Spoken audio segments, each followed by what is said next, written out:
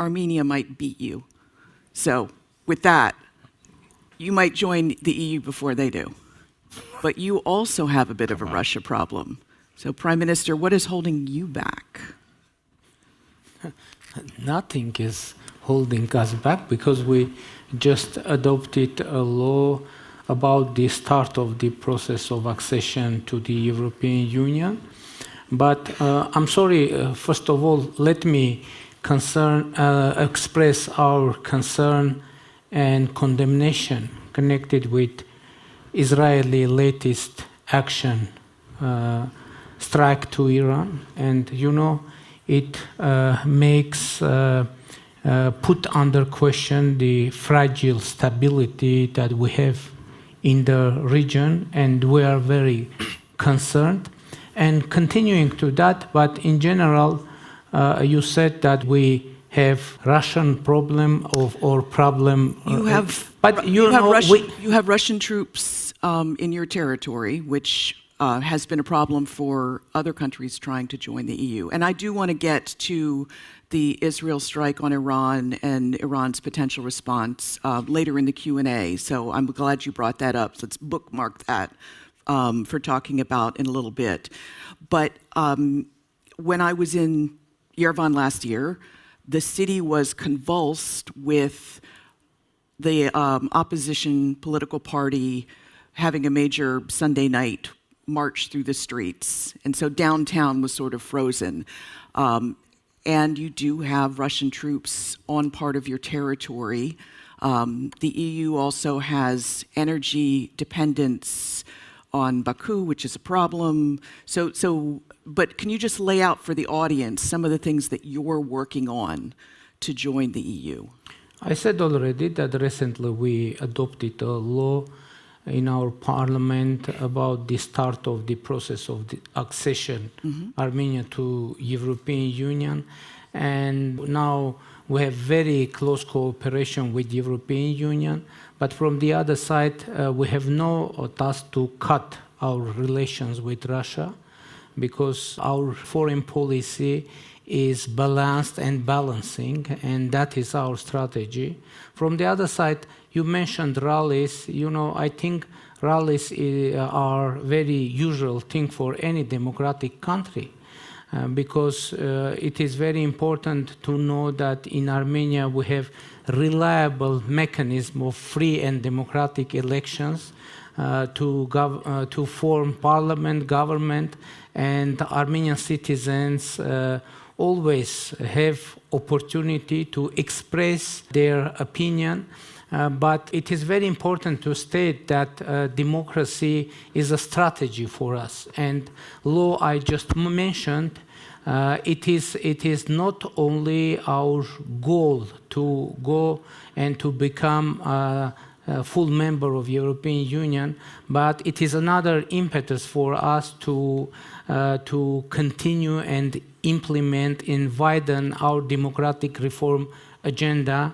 And we hope that in time, when we will submit a request for the EU full membership, it will be merit-based request, because we will manage to implement the true overall and deep democratic reforms, and that is our agenda. From the other side, you know that we have a complicated situation in our region, and you mentioned the presence of Russian troops in our country, but I would like to mention that we have also a European monitoring mission in our country, monitoring the situation, bordering situation with Azerbaijan. And from the other side, during the last years, the scale of presence of Russian troops in our country decreased, but from the other side, now we have no task to end the presence of Russian troops, but we have another task to be able, with regional countries, establish sustainable and lasting peace in our region. And you know that recently, this year, we've been able with Azerbaijan to end the negotiations on the peace agreement between our countries with the positive results. I mean that the draft was agreed bilaterally, and bilaterally it is confirmed, and now it is time to sign peace agreement. And now we are in the process of consultations with Azerbaijan how to get to that point and to sign peace agreement. You know, we have stable and good relations with Iran and Georgia, and from the other side, now we have quite active dialogue with Turkey, and we hope that the agreement that we've been able to reach with Turkey in 2022 will be implemented. It is at least partial opening of our border, land border for diplomatic passport holders and third countries' citizens. Okay. And I hope that we will be able to implement this agreement. And of course, in general, we understand. You know, we don't want to come to European Union and to bring conflicts to European Union. First of all, we want to address the possible conflicts in our region, create peace, and bring peace to European Union. That is our strategy. Getting your own house in order. Add something to the peaceful life of European Union. Prime Minister Pashinyan, I have a question for you from Slido.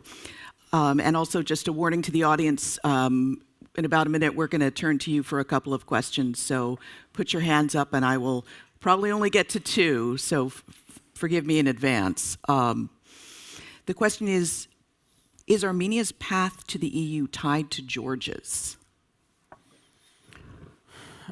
Actually, yes, because you know, in general, we were encouraged by Georgia, who received candidate status for European Union, and that you know, I think made Armenia's perspective to European Union more realistic for our people, for our citizens. And of course, you know, now we have two neighbor countries which are candidates for European Union, Turkey and Georgia.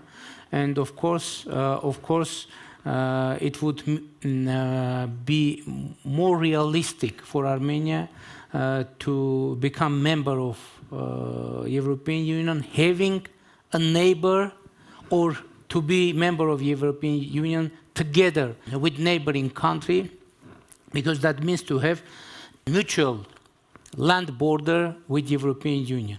Hello, my name is Eleonora Tafuro. I work for a think tank based in Milan, ISPI. I have a question for Mr. Pashinyan. I had the pleasure to interview you in Milan in 2019 when Armenia's bid to join the EU was science fiction. We would never imagine to live these days. But my question is about Armenia's membership in the Eurasian Economic Union. As you know, this is a very important obstacle to a future membership in the EU. How are you approaching this problem? How are you going to solve this dilemma? Thank you. Prime Minister. Thank you for the question. Of course, we understand that we can't be member of Eurasian Economic Union and European Union at the same time. And obviously, at a point in the future, we will need to make decision. So, but it is very important that decision will be made by the citizens of Armenia, of course, with the leadership of the government and parliament of Armenia. And now, as I already said many times, that at least to the point that there is no strict need to make that decision, we will continue our democratic reforms to be as compliant with the standards of European Union as it possible. And when that moment will come, we will put that question on the table, I mean, into a political agenda of Armenia, and together with our citizens, we will make a decision.